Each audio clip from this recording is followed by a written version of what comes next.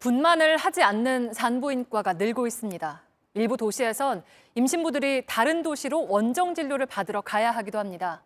불편한 건 물론이고 위급할 때 대처하기가 어렵습니다.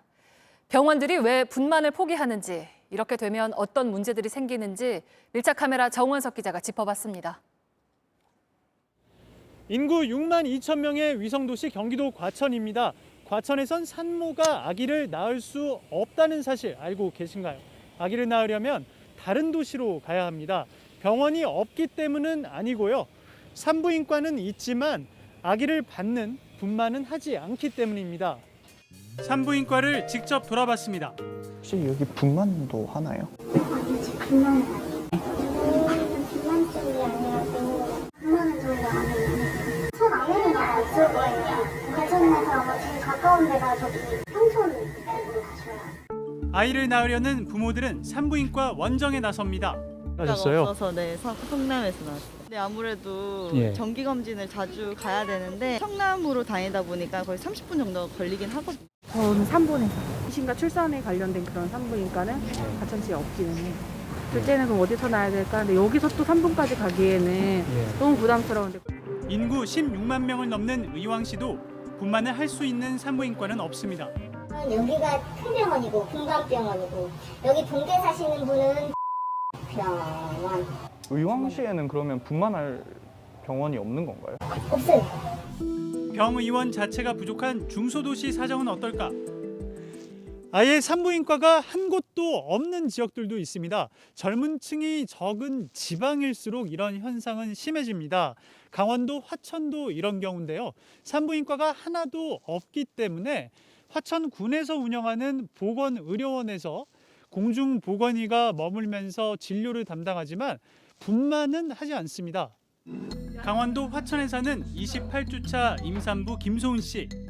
첫 아이인데 산부인과는 춘천으로 다니고 있습니다. 1시간 조금 넘게 걸려요. 춘천병원 가서 또 기다려야 되고, 가끔 갑자기 아프거나 뭔가 문제가 생겼을 때는 또 춘천으로 나가야 되잖아요. 보건소는 휴진일 때도 있어가지고. 제가 뭐 별일 없으면 혼자 운전을 하고 나가거든요. 예. 사실 그게 불안하기는 한데 대중교통으로 다니기는 네, 힘들어요. 차 시간도 그렇고 예.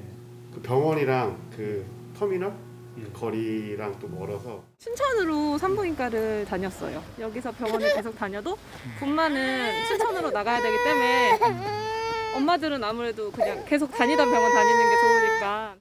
공중보건의를 구하지 못하는 경우 그나마 있는 산부인과 운영마저 중단되곤 합니다. 올해 배치를 못 받았거든요. 뭐 이제 배출 자체가 얼마 안 되니까 그 강원도 자체에서 이제 산부인과 공중보건의에서 작년에 배출이 안 됐거든요. 응급 대처가 어렵다 보니 사망률도 상대적으로 높습니다. 강원도 산모 사망률은 10만 명당 33명으로 서울보다 5배나 높고 이라크와 비슷합니다. 화천과 평창처럼 산부인과가 아예 없거나 분만이 안 되는 곳은 전국에 65곳입니다. 이 중 1시간 이내 분만이 어려운 곳은 분만 취약 지역으로 분류합니다.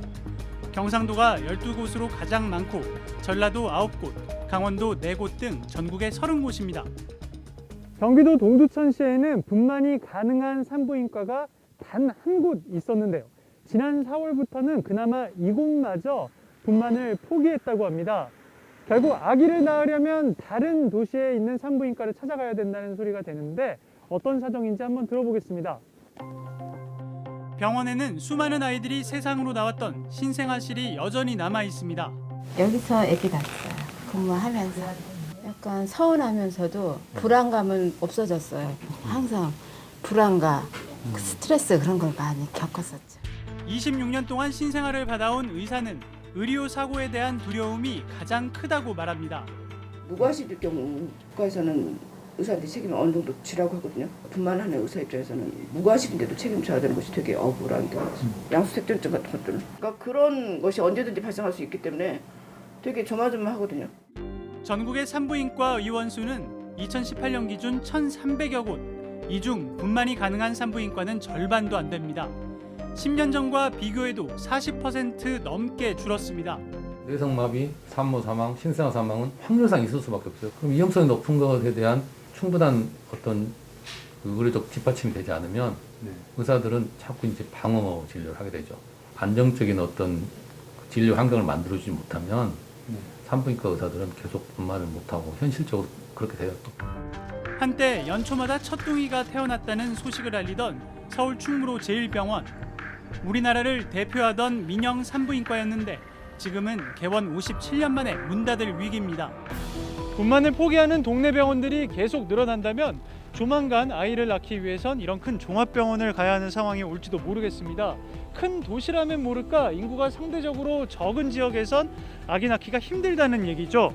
저출산 문제를 풀어나가기 위해서라도 어느 지역이든 안전하게 아이를 낳을 수 있는 환경을 만들기 위한 고민이 필요하지 않을까요? 밀착카메라 정원석입니다.